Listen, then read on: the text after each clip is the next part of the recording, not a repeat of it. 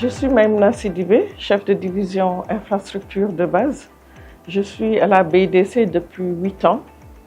Auparavant, j'étais dans d'autres institutions multilatérales de développement. Ça me fait 20 ans d'expérience dans les institutions multilatérales de développement.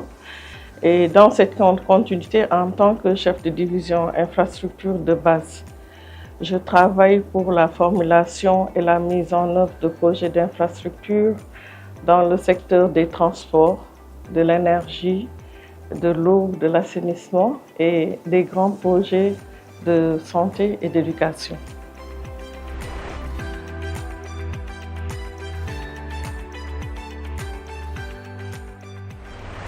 Pour répondre à cette question, je pense qu'il est important de revenir sur la mission de la BIDC, qui est d'accompagner ses États membres et leur secteur privé dans leurs objectifs de développement et de croissance. Et comme vous le savez, la nouvelle stratégie 2026-2030, c'est le GROW, c'est-à-dire croissance, résilience et optimisation des ressources.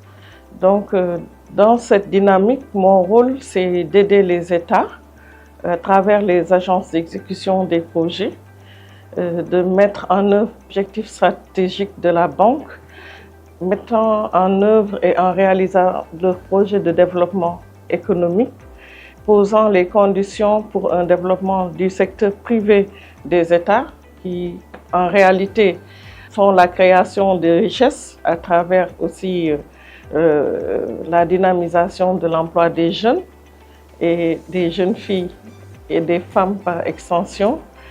Et donc, nous soutenons les États et les entreprises à réaliser des projets durables.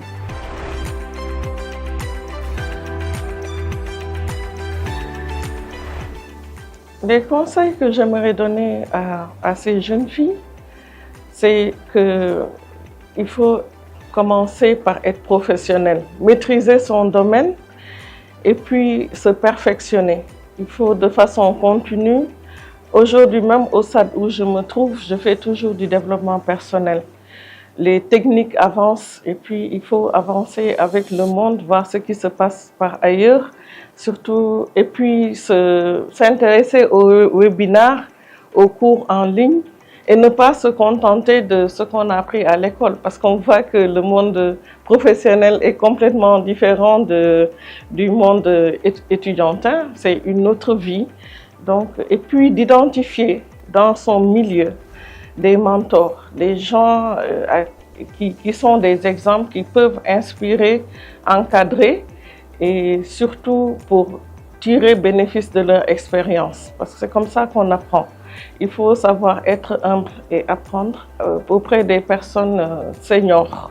Il faut aussi penser aux métiers du futur aujourd'hui quand on voit l'intelligence artificielle au niveau de la finance.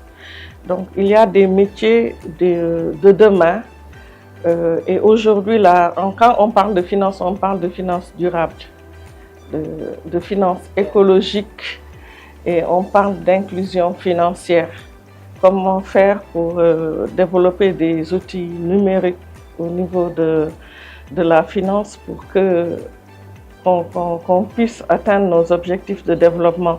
Donc ça, c'est des questions qu'il faut prendre en considération au lieu de choisir n'importe comment son métier.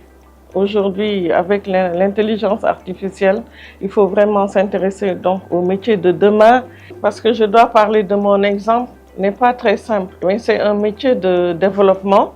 Pour une femme, c'est très difficile. Il faut trouver un équilibre entre le plan personnel et le plan professionnel. Comment allier la famille et le travail, parce que ça nécessite beaucoup de sacrifices, beaucoup de déplacements.